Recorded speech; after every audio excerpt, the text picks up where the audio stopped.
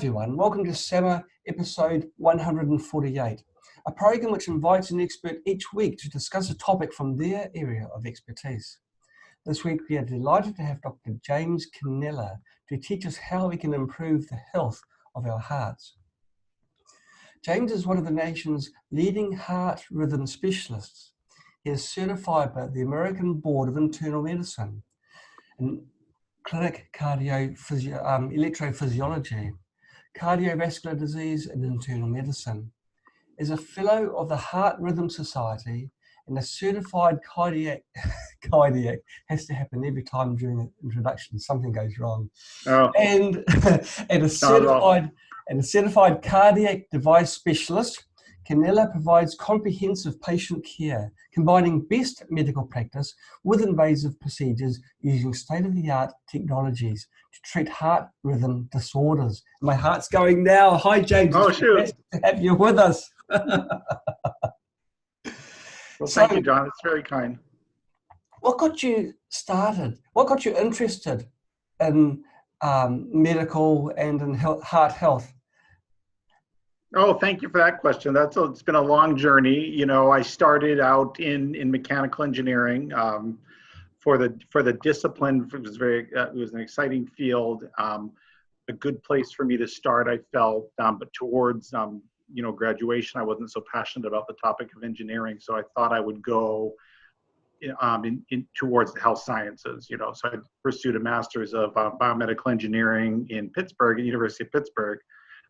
Became very interested in electrophysiology as part of that program and used that as a stepping stone to apply into medical school.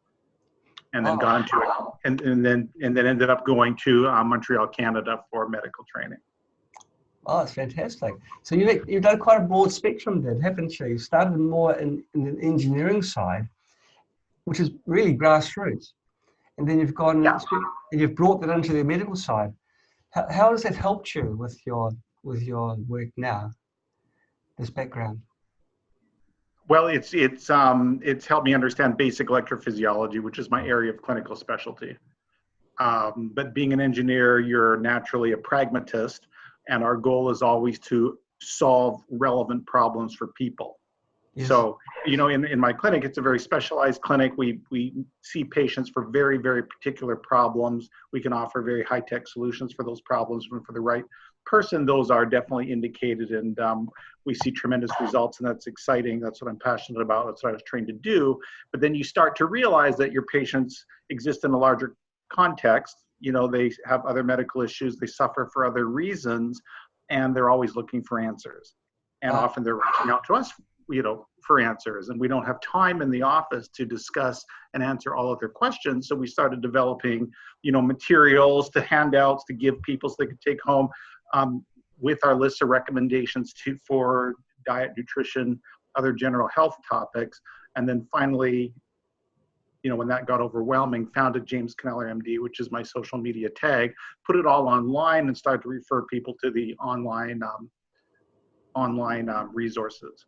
So that was sort of the motivation, was to address the ancillary needs of our patients surrounding, their particular areas of need within our subspecialty.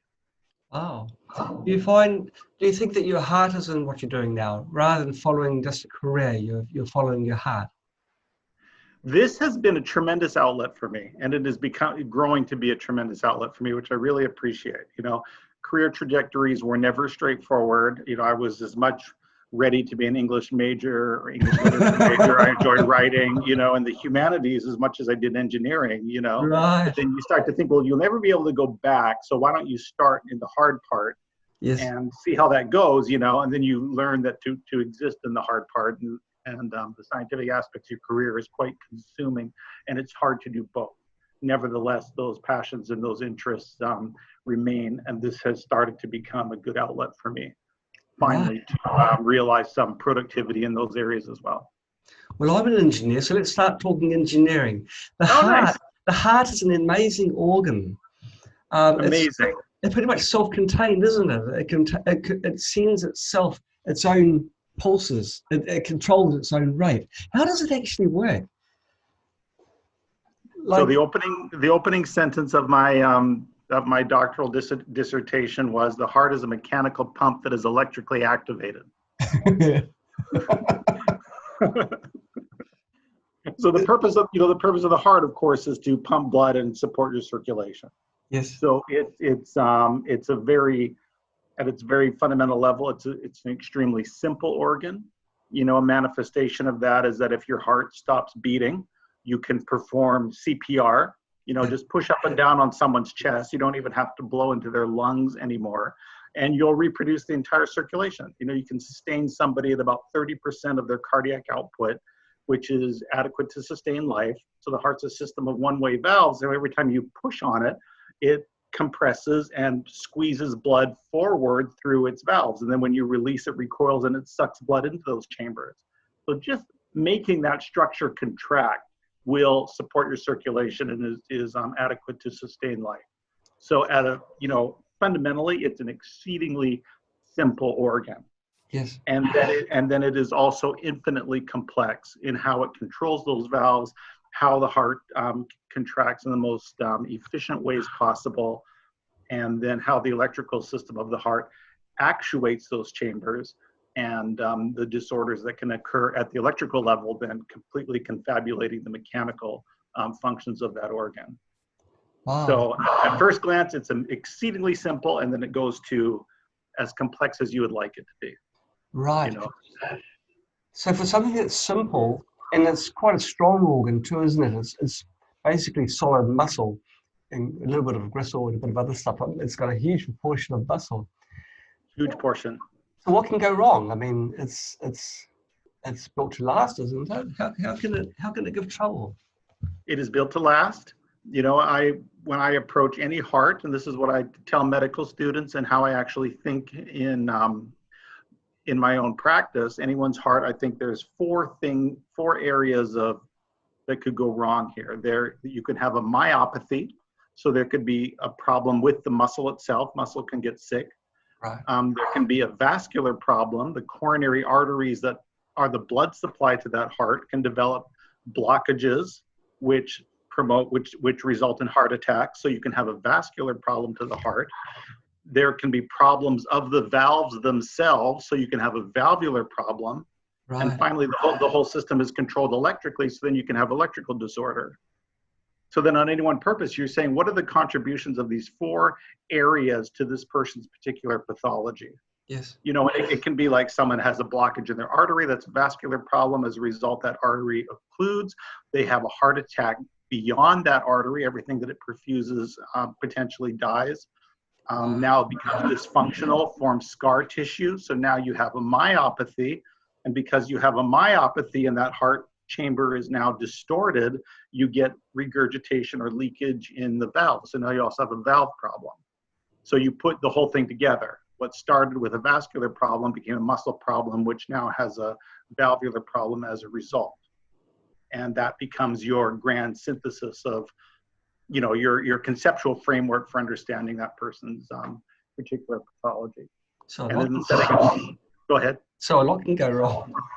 A lot can go wrong, and everything's related, but I try to break it down to those four ingredients and try to put a conceptual framework for the relationship of those four areas to each other. Got it. Well, what are the early signs? How can someone know that something's not quite right with their ticker? That there's an early warning sign that it's going off, that it's not so efficient, something is not functioning as absolutely. Absolutely. Early warning signs, and everyone should know them. If you're developing blockages in the arteries of your heart, the heart can then become ischemic, and the classic presentation for that is chest pain. But a particular chest pain, it's usually felt as a heaviness or a squeezing sensation in your chest, often a little more to the left, and that pain pattern can radiate into your left shoulder, your left arm, also to your jaw. If that is worse with exertion and then relieved with rest or relaxation, that's a classic anginal pattern that suggests that you have a significant blockage in the artery to your heart and you need to be evaluated. People's pain perception evolves as they get older. They have less pain as they get older, and then the symptoms become more shortness of breath and fatigue. or they can't lay flat because they're fluid overloaded and that their lungs get congested. So if you notice abnormal dyspnea or shortness of breath, which is new for you, that can signal ischemia, and it can also signal a myopathy where the pump function of the heart is starting to fail. So people should be sensitive to both of those things. Right. Are there some foods that people can eat which are conducive to good heart health? Oh, absolutely. Good foods for heart health. We advocate a Mediterranean style diet. The Mediterranean diet has been evaluated in clinical studies and shown to be legitimate for heart health. So that is really a plant-based whole food diet. But then the things that are unique to the Mediterranean diet is there is a lot of raw mixed nuts, extra virgin olive oil. They use a lot of spices, which can really rev up your metabolism nicely. So that's important. It's 1 glass of red wine if you're going to drink. Yeah. They say once a day. I try to tell people maybe once a week. And then red meats is a treat, no more than once a month, and white meat is a semi-treat, hopefully no more than once a week. Yes. And if you can maintain that, extra virgin olive oil in clinical studies can be up to 1 liter a week. People have large amounts of extra virgin olive oil, which is kind of interesting. And the quality of that is important, but those become your plant sources of fat, for example. Okay. And so I encourage people towards a Mediterranean style diet when they're looking for health recommendations. Okay, so basically if you cook foods, you'd lose a lot of the vitamin content, wouldn't you? So you can lose a lot with cooking, and how the temperatures you cook at, the duration of cooking, what you do with the water, for example, that you cook the food in, all those things can detract from vitamins. So when we say plant-based whole food diet, whole food is you're eating the entire thing. Yes. If you're going to eat apple, it's not apple pie. You're eating the whole apple. Do you know what I mean? Sure. So you want the plant to be as close to being alive as possible as a rule of thumb. So fresh cut lettuce, great. It's still perfectly living. Beans, raw beans, wonderful. If you have to cook them a little bit, that's fine. But the more you process and the more you get away from that whole plant, you just realize you're going in the direction of deleterious. So plant-based food diet and stick to the living plant as much as you can, because that living chlorophyll interacts with your body in important ways too that you benefit from. So you don't want to venture too far from that. And then, of course, a dead animal like a steak is the furthest thing you can get from living. This is truly something that is dead. You had to kill it to get it on your plate. Yes. So that tells you are the furthest from life that you can get. And this is, not a place where you want to spend a lot of time. Okay. And it's interesting you mentioned red wine as well. Maybe chase with a couple of shots of whiskey if you don't like red wine. But how does the wine help with your overall health or the health of your heart? How can that help?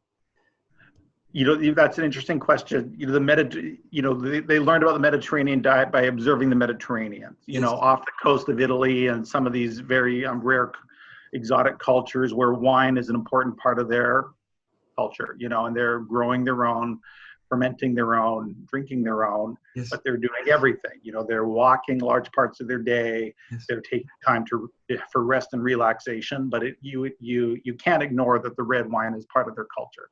So then we say, if you're going to choose an alcohol, make it a high quality red wine, okay. And hopefully you'd get significant quantities of, say, resveratrol, which is the beneficial molecule in grapeseed extract or in grapes, for example. That's very healthy, very powerful antioxidant.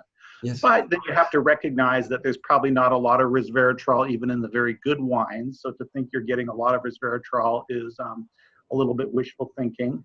I think a lot of it comes from wine culture, where stress is so important.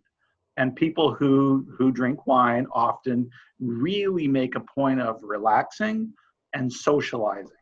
And those things are so good for you. Right. So good for you. Very important. I mean, your blood pressure goes down, your cells relax, they can rejuvenate themselves, oxidative stressors go way down. We need to truly relax. And so many people in large cities, I think the United States is probably the most culprit.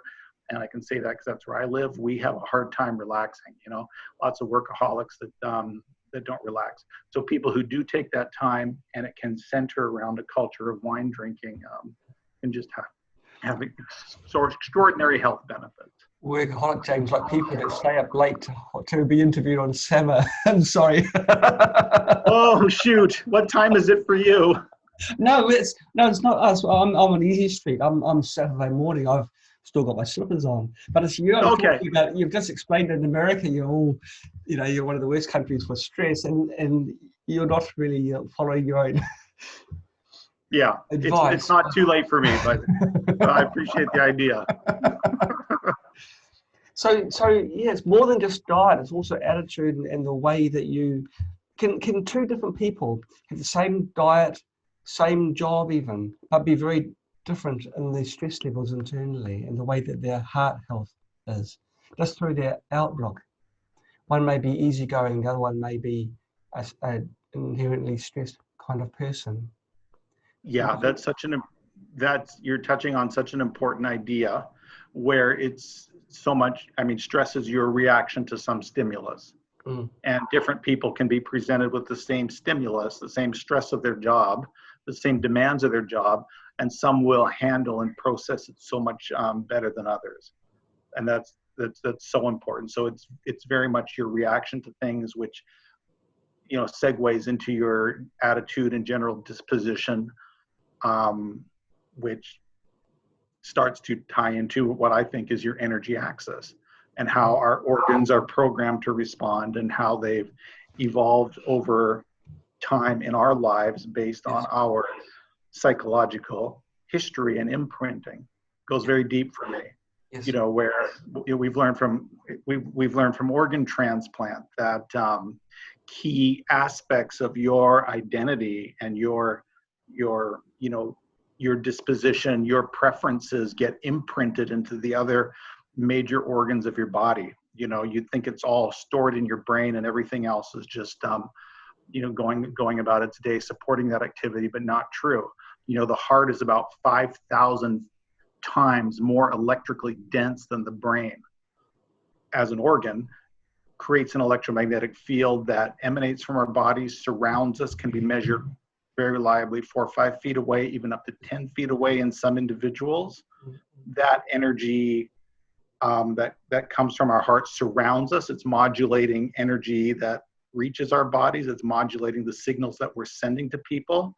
When you're in proximity to someone, your heart's electrical signature can be isolated from that person's brain waves just because they are close to you. So your energy is actually affecting the people in your immediate vicinity, and that's even much more so if you're touching them, such as holding hands, because that connection becomes stronger. I've often wondered why there'd be a group of people that I'd go and join them, and then they suddenly all get upset. I wondered what it was. Oh, shoot! My heart. Yeah. So it's the heart. Okay, got it. Could be the heart. I thought that can't be my personality. It must be the heart. Isn't that really intriguing? Well, of course, yeah. ECG machines which have got coils which pick up the electrical signals from the heart. So the heart definitely is quite a strong generator of signals.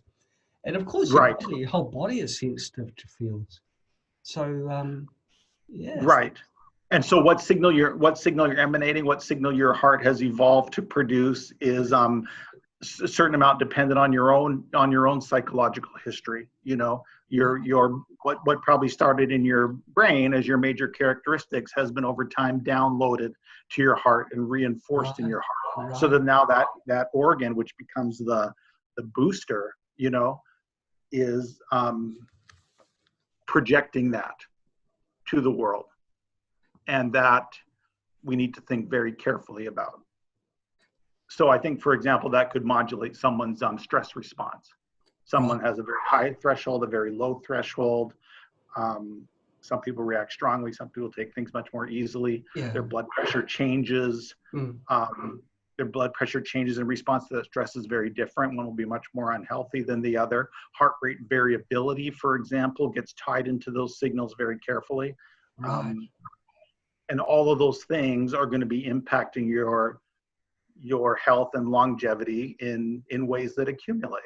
You know, especially if you're re-exposing yourself to that stressful environment day after day.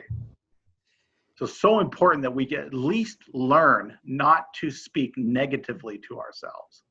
You know, we cannot allow ourselves to articulate and particularly verbalize negative information about ourselves and even about our environment. Because when you now not only feel it, but vocalize it, you are amplifying the effects of that mood change tenfold. So important. Did you do psychology? You've done so many fields. I'm just wondering whether I missed one. Psychology, was that one of them? Psychology. It's interesting, and I'm studying. I'm learning as fast as everyone else. You know, I think you're learning faster. But it is an area of interest for me, and I'm getting back to this topic of energy and heart health, and what are all the things that can influence. And so it leads you into these other subject areas like psychology, and we have to consider those things. Right. Heart arrhythmia. That's what happened to both of us. Just as I hit the record button and we started this. Oh yeah. Start to feel the palpitations. The palpitations is sort of the same palpitations you get when you meet your future wife. That sort of thing we're talking about here. Now, but heart arrhythmia, it does it all the time, doesn't it? It's not due to external influences. It's when your heart does fluctuate too much. Is that correct in my analysis? In my summary? We definitely want a certain amount of baseline background heart rate variability. Okay. Where your heart rates over time are sort of sinusoidal, if you like. Okay. And that becomes your natural variability. And that's even true when you're sound asleep. You know, so you're sound asleep, you're not exercising, you're not moving. You would think your heart would settle down and just go at one rate while you're asleep. But in fact, you want it to be undulating in its rate over time. And that's a sign of good autonomic connectivity for your heart, sort of a vibrancy, and it predicts longevity. So you want that background yes. physiologic variability per se. What if it's too much? Too much variability. Too much variability, you may start to get symptomatic, and experience it and not like it. So that's one possibility. Of course, true arrhythmias are when you flip out of, say, sinus rhythm. All right.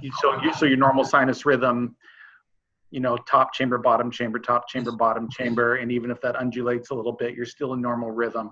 Okay. If you flip into a rhythm like atrial fibrillation, for example, yes. the most common sustained arrhythmia in our population, now you have this erratic, highly disorganized, even chaotic activity occurring in the top chambers of your heart, which you cannot control. It's not your normal heart impulse or mechanism at all. And then your bottom chamber is just responding to that, right. Beating as rapidly and irregularly as the top chamber dictates. And now you can be in a very uncomfortable rhythm.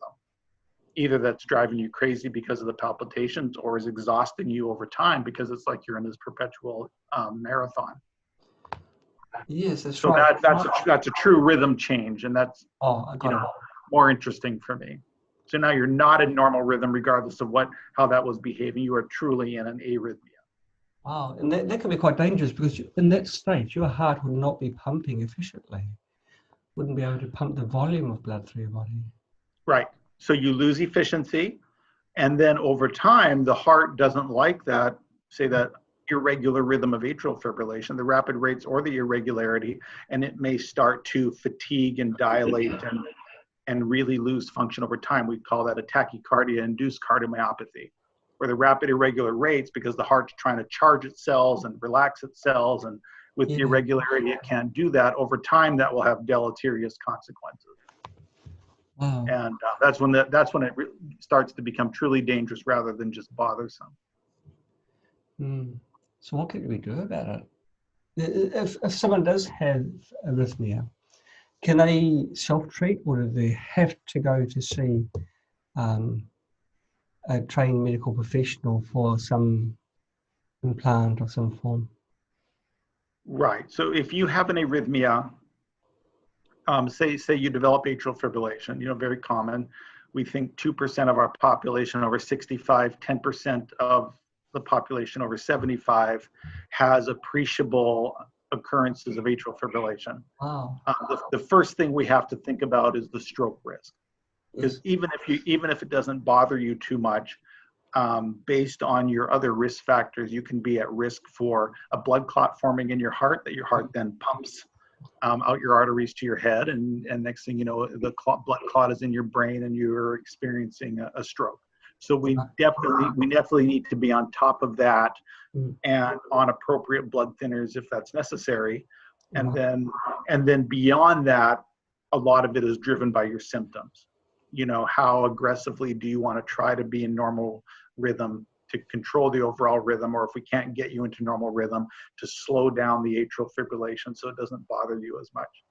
And that both of those things you do under a medical person's direction. Okay. Are there things that we can do to sort of prevent this from happening when you hit your 60s, roaring 60s and 70s? Oh yes, there's lots you can do, and it gets into heart health, and it's another reason, the electrical reason, which is not what people think about a lot, is to be heart healthy. Control your blood pressure. If you have high blood pressure, you do not want excessively high blood pressure. So that is something to absolutely be on top of. If you are obese, for example, normalizing your body mass index can reduce the burden of atrial fibrillation by 5-fold. Wow. So changes like that can have dramatic impacts on the electrical irritability of your heart chambers. So you're really going in the direction of heart health.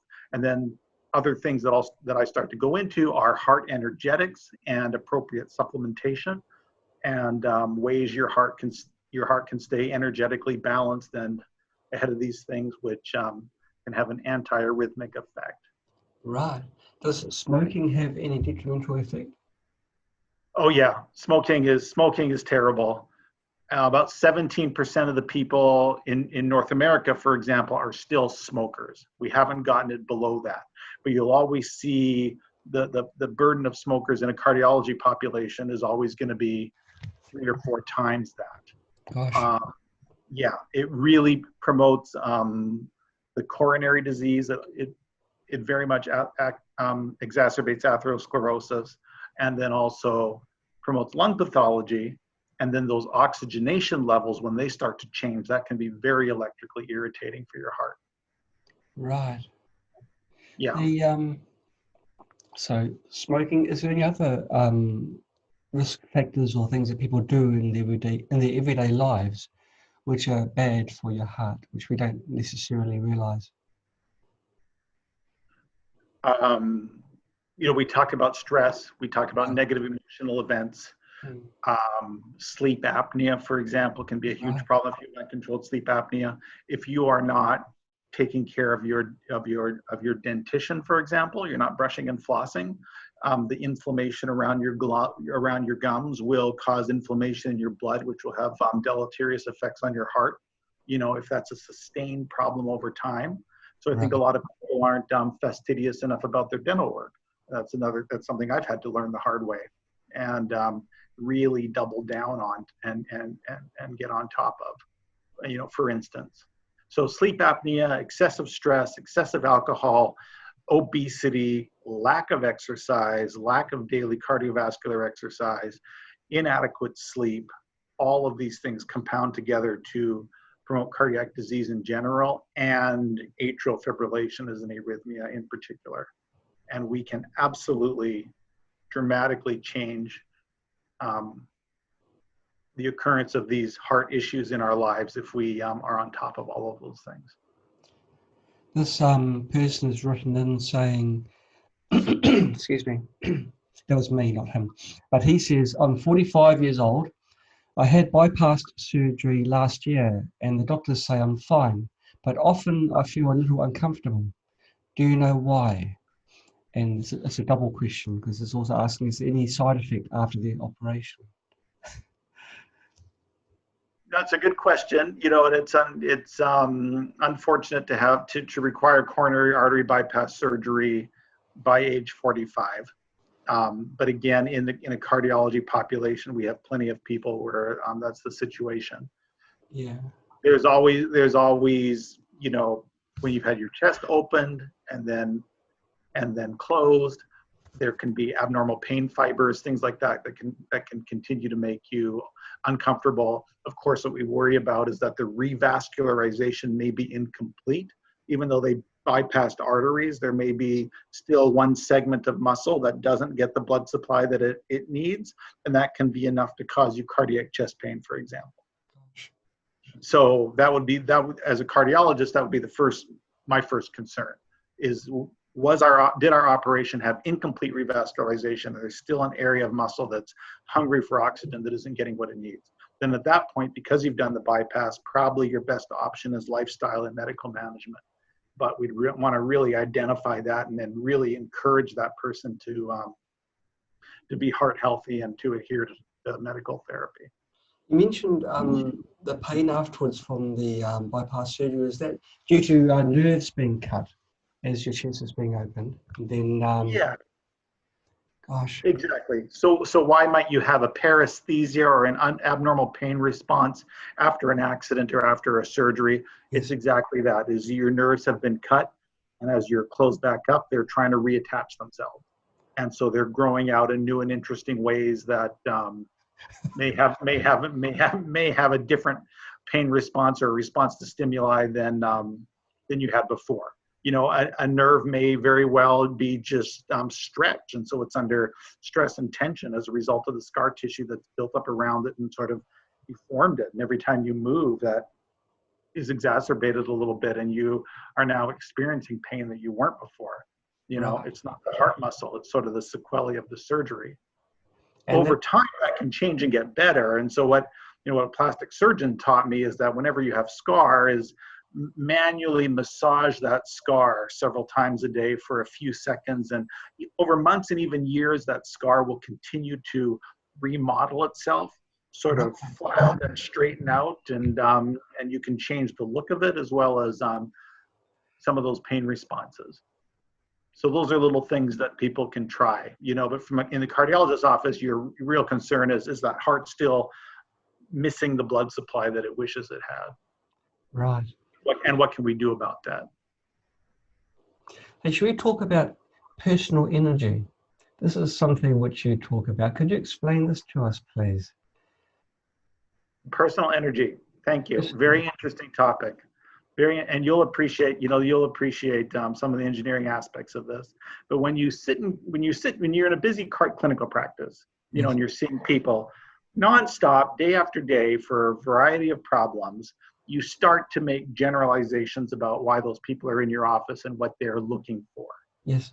And this hit me like a ton of bricks, a eureka moment a year or two ago, honestly, where the words that people are speaking to me, and these are not necessarily very sophisticated people. In my community, lots of migrant farm workers, for example, people in the fruit industry, and not necessarily the most sophisticated folk, but what they want to tell you about and the word they choose is their energy. Right. Okay. Have I lost energy? Where's my energy? And then they'll judge the success of whatever we do for them based on how their energy levels change. Did my energy improve because you gave me a pacemaker, unblocked an artery, put me on a medication, or did my energy not change? And that's the word they're using to describe their need to you, is this word energy. And so it sort of dawned on me as a ton of bricks, we're in an energy clinic. And what people are here for ultimately is energy.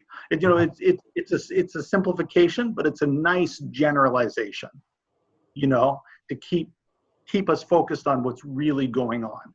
Is these people want the improvements in their quality of life, but they're going to express that to you in terms of energy, which is interesting to you and me who have a physics-based background, because we've all, heard the physics quotes, and we know the status of the universe, that everything is frequency, energy, and vibration. it's energy, and we know that energy is everywhere. And if you take a volume of mass or even air in front of you, that literally contains the energy of an atomic bomb if you could only release it. So we are these beings literally immersed in energy. Energy is the substrate of all reality. And in this abundance of energy, here is this individual, this microcosm, who can't seem to get enough of that energy, So it's like, how do we improve your experience of energy, which can be very, very personal, but also mechanical and medical to a certain degree. So how are we going to unleash that energy? How are we going to restore energy levels to you? So it becomes a question that also has metaphysical connotations, if you like. But honestly, if you have a condition like heart failure, again, this is epidemic proportions in our planet. People with failing hearts, that's going to be the #1 cause of death. For it's 1 or 2 with cancer, that people's hearts ultimately just poop out and fail. So we know that the cells of hearts that have advanced heart failure are deplete of their energy substrates. They don't have the coenzyme Q10, they don't have the D-ribose, they don't have the carnitine that they once had. They have struggled, they burned through their supply, and they can't get enough of those substrates to replenish their energy pools. In general, in the cardiology literature doesn't spend time on this, but we know that those cells are deficient. And for some individuals, supplementing with those products can make a dramatic difference in that person's quality of life and experience of energy. So it's literally, you don't have ribose sugar, this 5-carbon sugar that makes the backbone of ATP, which is the energy currency of every cell. These phosphate bonds breaking and reforming, that's literally the chemical interaction that provides cellular energetics. Well, if you deplete your ATP pools, your body or your cell cannot replenish those pools. Why? Because it doesn't have enough of this 5-carbon sugar, which it has to make.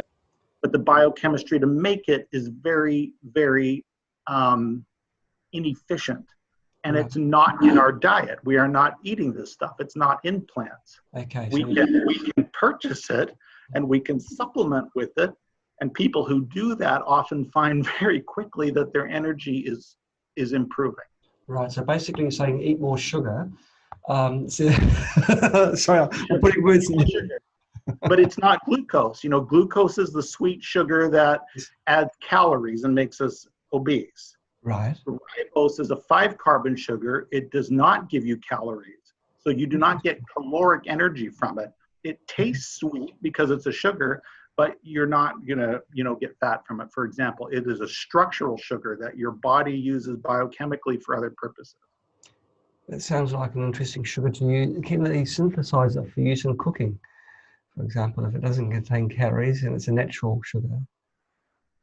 It'll be a little bit expensive, but I'll use it to sweeten my coffee, for example, and it works just fine.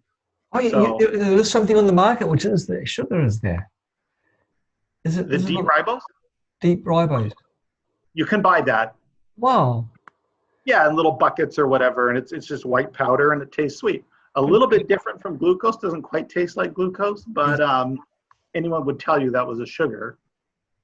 Oh, I never knew that. Yeah. So that becomes an important part of our heart health energy support. I'm quick to offer this to my patients and to encourage them in that direction for those who are motivated and have the means. Not something we prescribe, but it is something that people can purchase and supplement on. And those who really feel the benefit, they're convinced you can't get them off of it. You'll never take it away from them. So it does make a difference. And so that's something at a very fundamental biochemical level that we can do for people to, in my profession, help improve their experience of energy. Right. So you've had your eureka moment, something like 2 years ago, and you discovered that you came to realize that people think in terms of energy, their own body's energy, when relating to their health. How What change did that make in the way that you applied your knowledge? I know what to look for in my patients Yes. and what they're asking for. And so when I recommend a therapy to them, I start to think in my own mind, how is this going to change their experience of energy? Because I know that's what they're Understand. looking for. So it Understand. changed my approach a little bit. And in explaining to people, I will advise them, I think you're going to feel more energy when with this pacemaker, for example. And then their eyes light up a little bit more because that's really what they're looking for. Yes. So it's changed that way for me.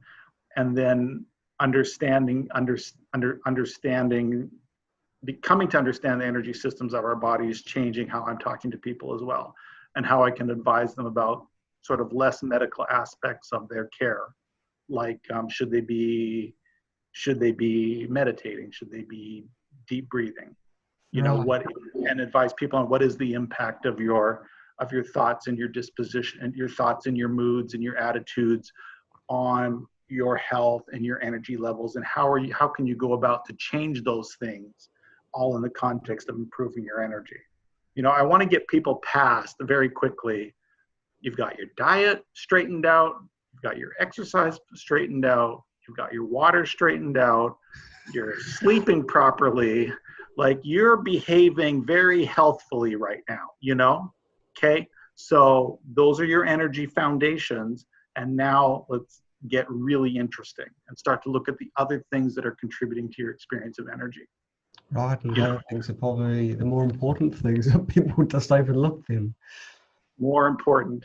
I could talk about what I've learned from Dr. Bruce Lipton, a cell biologist who talks about how the environment that cells are in, it's the environment that dictates the gene expression of those cells. Right. So the physical protein products that cells are manufacturing will be dictated by the environment that they find themselves in. So what becomes the environment that cells find themselves in your body? It is the hormonal milieu of your blood, which is bathing those cells. And that can be very different if your heart is producing the chemicals of stress versus the chemicals of love, for example. Right. And when your cells are constantly experiencing a certain hormonal milieu, they will ultimately direct their gene expression one way. The products of those cells become literally what you are. And as those cells turn over, and we know that every cell in your body has essentially turned over completely every 10 years, and much of your body is doing it much faster than that. And what that new cell is going to choose to express and actually do becomes physically who you are. So now here's the importance of the hormonal milieu of your blood and how your attitudes and moods and the emotions that you experience are dictating that. Right. But then how do you get in control of your emotions? And where do your emotions come from? Your emotions come from your beliefs about yourself, fundamental, deep-rooted beliefs. So where did those come from? They say 70% or 90% of our subconscious programs we inherited unconsciously before the age of 7.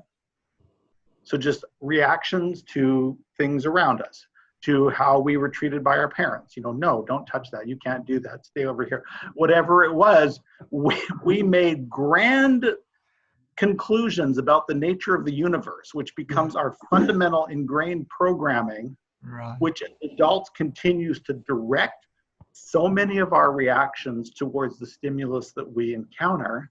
And we are blind to what that battery of programs even consists of. And how are you going to get in there to edit those things and change them and re-script who you are and who you react so that your emotions can improve en masse, so that the chemical milieu of your cells is more favorable, so that the future version of yourself has changed in a direction that you actually want to evolve. Very wise words, very wise words. It's hard to do, Most people, I suggest that they'd fail if they try to look back and try to make a real change. But you need techniques. You need to really have a strong. Oh, I don't know what the prerequisites are for to making a change. Actually, I laughed when you said the chemical of love. That's a dangerous chemical, causes no end of trouble. Oh yeah. Oh yeah. But that's another day. That's another day. Powerful, right? Like dynamite. If you want explosive energy, that's something to tap into. But again, for me in the clinic, meeting so many people from so many walks of life, you're like, oh, if I could just shake you and wake up, change, and you're so dogmatic, or you're so stuck in your ways, or you've got this negative attitude. Like, I need to just shift you out of that, and that's hard to do. So for you and for me, subtle, I'd like to think, subtle changes, how can we tinker with ourselves? That's one paradigm, and that's all very nice. The people who show up at self-help seminars are already into these techniques on their own. But then in the clinical environment where I find myself, people are not that sophisticated the majority of the time, or many times. They've never thought about these things. It's obvious to you that there is a problem or a block. And, it's those people who I'm in a position to help and want to help. So I want to bring this stuff to their level and start to spoon feed it to these individuals because I believe in the potential for them to benefit. Just going back to the 5-carbon sugar, Carmen Walker, one of our lovely regulars, has asked if you are a diabetic type 2, can that person still take 5-carbon sugars, or is there any bad effects for them? Well, it's a non-caloric sugar. Okay. So when you measure the glucose levels in your blood, which is what is relevant to diabetes and what's insulin is directing your cells to uptake, and then the insulin resistance and the whole 9 yards centers around problems of glucose metabolism. So that's an energy substrate. So a diabetic, for example, could enjoy sweetness if they got that sweetness from a ribose sugar, for example, as opposed from a glucose sugar. So they could perhaps enjoy their cakes and cookies because the sugar in there is ribose, not glucose, and it should not impact on their diabetes. Okay, good. Okay. It's a great question, and I don't know why we don't talk about this more. Oh, let's talk about it more then. Talk about it more, or why the community doesn't talk about it more. Yeah, I know, it is crazy, isn't it? Well, I'll tell you probably why. It's because you've got to follow the money, where you've got sugar's cheap to make. So obviously the mainstay is going to always be sugar, but the alternatives are so expensive. They're expensive.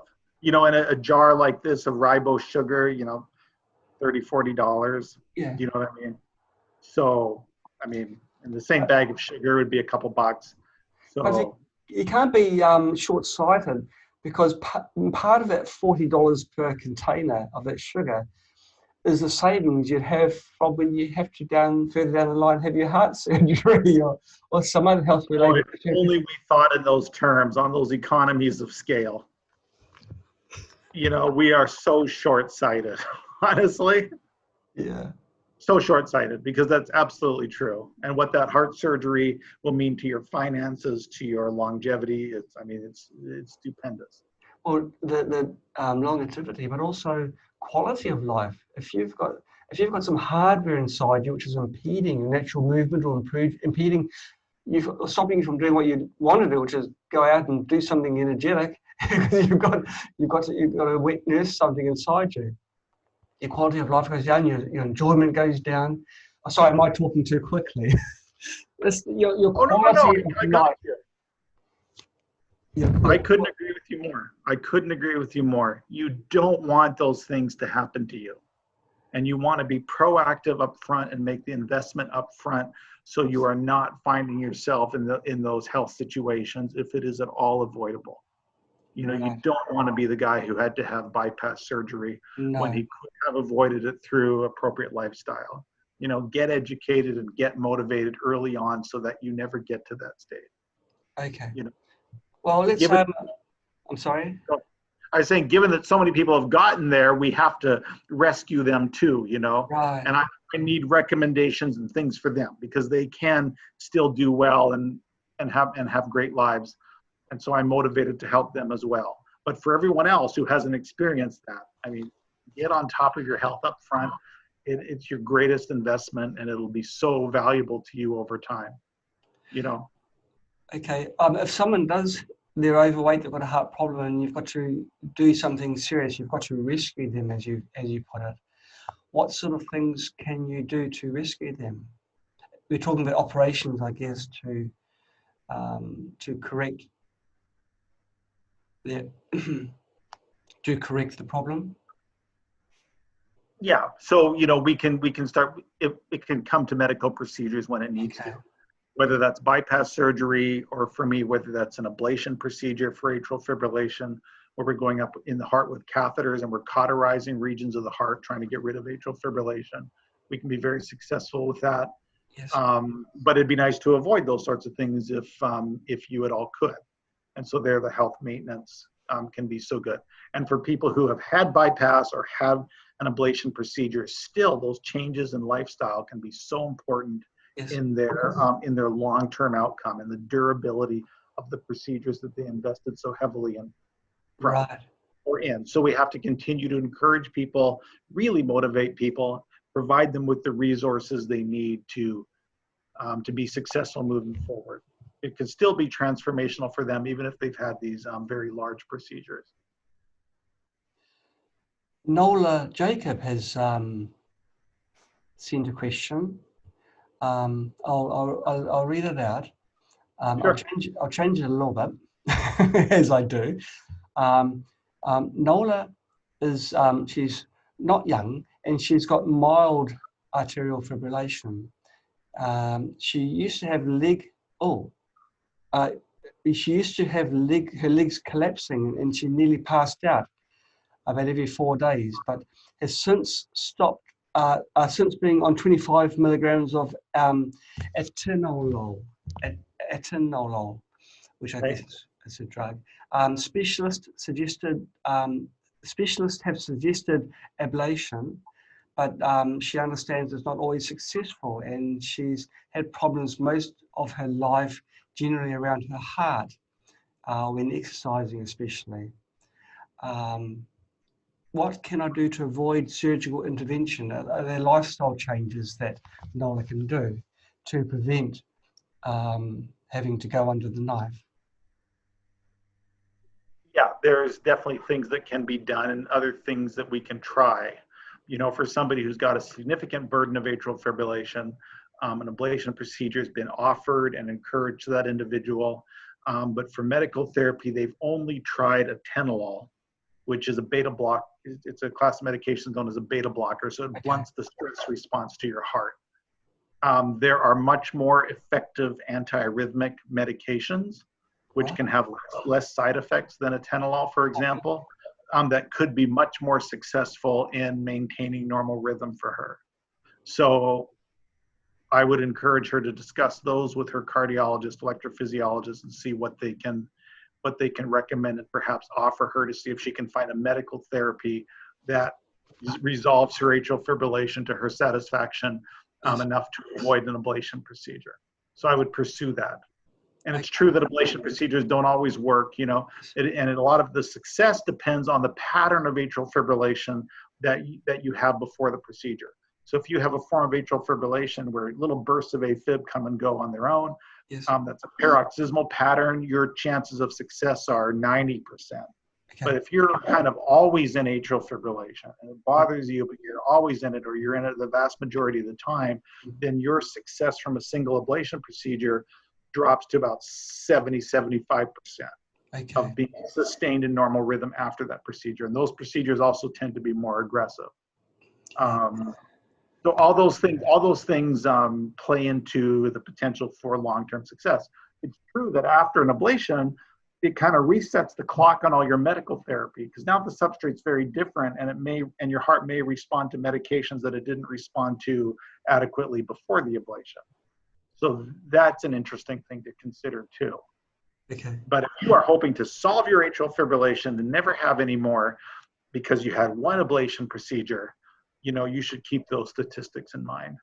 Okay. If you're committed to getting a normal rhythm, whether it takes ablation and then ablation with more medications, in the vast majority of cases, we can get people to a satisfactory result in terms of their rhythm. But I would encourage her to ask about other antiarrhythmic medications like sotalol, dofetilide, flecainide, things of those nature. Names like that, I would throw out to her and say, tell me why these wouldn't work for me. Right. Noel has just asked the question, will ablation reduce the risk of having a stroke? The answer is yes, it will reduce the risk, but it won't change it enough to allow you to come off of blood thinners. Okay. Okay. So blood thinners will still be indicated. There's always a breakthrough rate on blood thinners, and your breakthrough rate should be lower as a result of your ablation procedure. But can we say it is now safe for you to stop your blood thinners altogether? That is rarely the case. Okay. Okay. Well, I'd like to ask one question, or two questions. Well, one's from Kamala, one's from me. I'll let Kamala go first because ladies first. This is another question with regards to this ribose sugar. If you're a diabetic and you take ribose sugar, could a possible side effect be that your diabetes will be reduced if your body will become more in balance and function correctly? I would say I would expect that if ribose sugar substantially decreases your intake of glucose, that your diabetes will be better controlled. So if you can adequately replace glucose and reduce your glucose in a meaningful way because you're replacing it with the ribose sugar, I would expect your diabetes to behave more favorably. Okay, but the diabetes... Easier to control, you get a better long-term result. Okay. Less diabetes meds, I would expect it to be easier to control. Oh, great. Okay, I got it. And the other thing I'd like you to do is I'd like you to tell me off. I'm a chubby fruit picker. I've come into your office. I said, look, I'm just feeling unwell. I get tired quickly. I feel pain in my chest. What do I do? What do I do? I'll leave it open like that. What would you tell me to get my life back on track? Give it hard, because this is going out to 25,000 people. Oh, absolutely. So, the first thing to do in the doctor's office is make sure you don't have serious heart disease underlying your symptoms. Okay. So we have to do our cardiology tests to make sure that your heart isn't suffering from blocked arteries, that your pump function hasn't appreciably decreased, that you don't have a serious valve problem. So we might do a stress test, we might do an echocardiogram, we're going to do electrocardiogram, we're going to do a basic cardiology workup to reassure us that that's the case. But if we find ourselves at the place where I say we have no reason to believe you have significant blockages in the arteries of your heart, the pump function of your heart looks very acceptable on your echo, the valves are performing just fine, you're in normal rhythm, and you still feel like crap, now all we have to work on is lifestyle, and that's where we're going to dive into diet reform, routine good exercise routine. Are you overstressing yourself out there in the field? Are you just carrying around too much, or are you having toxic exposures to pesticides or things of that nature that could be degrading your energy levels? We'd really start to look at lifestyle. And if that person was so motivated, I'd want them on a personalized supplement regimen. I would offer them the heart health energy support supplements because they do very vigorous manual labor, and in that context, all the muscles of your body are burning through substrates continually and probably can be topped up quite nicely. So I would tell the person about that, encourage them to try those things and see what their response is like. Now knowing what I know now, if I am maybe able to step out of my medical office, I would say there are other things that I have found to be very good for your energy level. I'm using a supplement called Somaderm gel. It's a mild hormone replacement gel that's absorbed through your skin, tickles the major glands of your body to increase output, can shift nicely in the direction of youthfulness. I've appreciated that. If that person had peripheral vascular disease, I've had it on my site now, the ABIM machine, which can work through heat in your arm to improve microcirculation, which we think has benefit throughout your body. That's something I'm starting to experience with, and I've seen a good number of people have had nice results with that. Those are the sorts of products I'm excited about and steering people towards. So we've got your supplement regimen, we've got you on a great health trajectory. You're starting to look at some of these other things that can impact on your energy levels, for example. And then I might start to steer you towards some of the subliminal reprogramming techniques that we feature on our website. Are you a chronically negative person? Are you a worrywart? Are you harboring self-limiting beliefs that are holding you back? And what are you going to do to smash those? And we can, in alpha states of relaxation, have subliminal messaging bypass our conscious defense mechanisms and start to rewrite some of those programs. That can be very interesting, and I've experimented with those, and there's a number of resources online that do a good job in that regard. And prominent clinician scientists like Dr. Bruce Lipton, for example, will recommend exactly the same thing to his audiences. So I don't feel I'm all alone in that regard. So I make those sorts of things available to people on an educational level. Everyone on Facebook is now asking me, where's his website? Where is he? Where can I get more information? Where can people get this information, James? Thank you. Where can our information? So our social media tag is James Kneller, MD, which isn't so convenient because my name's hard to spell. But youtube.com/James Kneller, MD. The website is jamesknellermd.com, and that really walks you through it.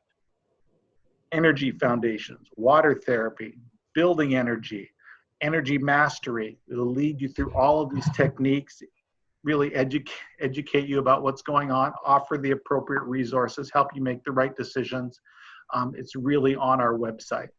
Right. And then we're putting out more and more content on YouTube where we're explaining different aspects of those therapies and why they work. So I think it's all laid out best right now on our website, and we're informing more and more through the YouTube channel.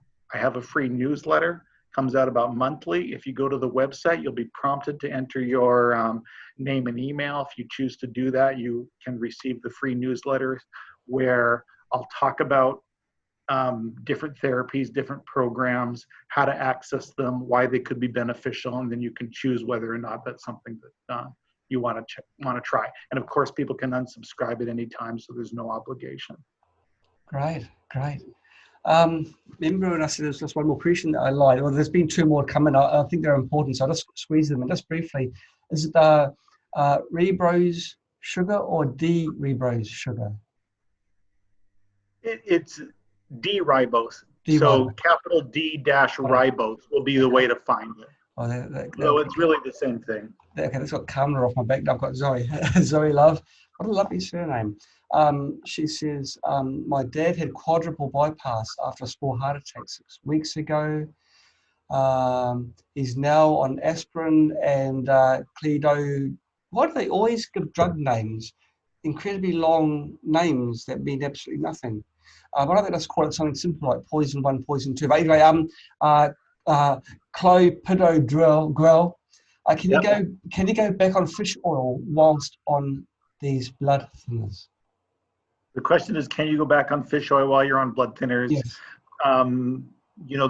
That's a substantial blood thinner regimen, and we have to think that fish oils will have the effect of thinning your blood a little bit more. Okay. So you have to be aware that you might have an increased bleed risk as a result of being on the fish oil. So that's the thing to be aware of. Okay. But notice no doctor is telling you not to eat salmon every day, where you could get that same amount of fish oil through your diet. Right. So I do not discourage anyone. I tend to encourage people to continue on fish oil supplements, even in those Okay. contexts, because I Okay. think the Great. effect is very, very small. But I kind of advise them that there's a risk. Okay. Great. Now, I'll let you have the last word.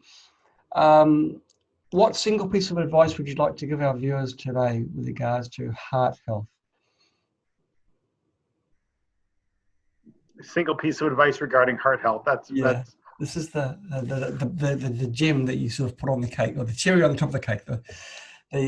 Just to finish off this discussion today, what single piece of advice do you think is most important for someone who's watching this video and thinking, well, what they're saying kind of makes a bit of sense, but what to do first? What's most important? What's most important? So your heart is a wonderful organ. You're so fortunate to have one. There's so much potential. There's so much to unleash and unpack with your heart. Guard your heart health, number one. It will impact and ripple through every aspect of your life in such important ways. If the one top recommendation I would say is a plant-based whole food diet, with then I would say moderate exercise. American Heart Association, 150 minutes of low intensity activity like walking per week. So 30 minutes, 5 days a week of just strolling down the street is wonderful for your heart. 75 minutes of high intensity exercise like jogging. Try to lift little weights, 2-3 pounds, 4 or 5 pounds. A little bit of resistance training is so phenomenal. If I know you're on a plant-based whole food diet and I know you are exercising, even in those very low intensity ways, I'm going to feel very good about your heart health. Right. Great. Fantastic. Fantastic advice. Thank you so much for giving us your time, your expertise, and your very, very valuable advice on health. We've meandered a little bit in fantastic directions, but we've focused mainly on the heart. It's been some of the things which you've covered was quite new to me, I guess to many of our viewers as well. It's lovely to talk to someone who takes an overall view of an issue, a health problem. In your case, we've been discussing the heart, and we've talked about other things, personality traits, stress. Well, MDs don't normally think in terms of that. They put out the fire, but they didn't really think how the fire started, or they can't see the smouldering before the fire ignites. But it seems like you're naturally the sort of person who wants to know more. Why did it start? How can we prevent it from starting in other people? And how can we best take care of people rather than just take the orthodox approach? So I really appreciate the time that you've gifted to us today to teach us and make us more knowledgeable about our own bodies and our own health. And I do encourage our viewers to visit James on one of his websites. It sounds like he's poured his heart into making sure that our hearts are healthy. James, thank you so much for your time. Thank you for coming on to our show. Thank you, John. Thanks very much. And for all you do through your wonderful interviews. The world's a better place. That's arguable. Well, a lot of people have got a high level of tolerance and they watch these videos, don't they? Thank you everyone for watching this episode of SAMA. It's been fantastic having you with us. Okay, take care, keep passing love forwards, and you heard it from James. Try and go for a plant-based diet. Try and stop taking lives. Taking lives is not good. Take care, everybody. Bye-bye. Absolutely. Goodbye. Thank you. Well, thanks, James. That was very, very enjoyable. I really appreciated you to put this time into this interview. Some of the things were really surprising. Really intrigued me also this CPR. Now you're saying you don't have to breathe when you're doing CPR. Just do the chest compressions. Right. And I guess the compressions themselves gives a small amount of air movement through your lungs. Yeah. So the recoil of the lungs, you're probably sucking in enough oxygen to oxygenate your blood, and stopping that to go over and blow in someone's lungs is probably not contributing very much. Right. So better just a continuous CPR. Don't interrupt it, especially if you're just one person. And you can replace heart and lung function. Amazing, isn't it? I think it's everyone, if you're still watching the Rambo and James, go for a course, learn how to do CPR, cardiopulmonary resuscitation. So one day you may save the life of somebody. Now, the side of putting infinite number of blessings into your own life, it also gives blessings into the person's life. It gives them an extension on their life. So they can see people like James here, and he can make sure that their quality of life is restored 100%. But CPR is very, very important. It's a life skill. Truly is a life skill. So I really recommend people to do that. Okay, well, I'm going to go and have breakfast, finish off another one of my little, it's not what it looks like. Oh, yeah. That's good. That's good. Looks like coffee. It is. It's kefir. I make my own kefir. And I find that the more, I almost lost it. It almost died on me about a month ago. And I realized that it was because I was doing it too quickly. I wasn't pouring the love into it each time I changed it. So I gave it my full attention for a couple of weeks, and now it's gone back to its beautiful, sweet self again. But that's an aside. Okay. Well, you Awesome. take care, James. Have a great evening.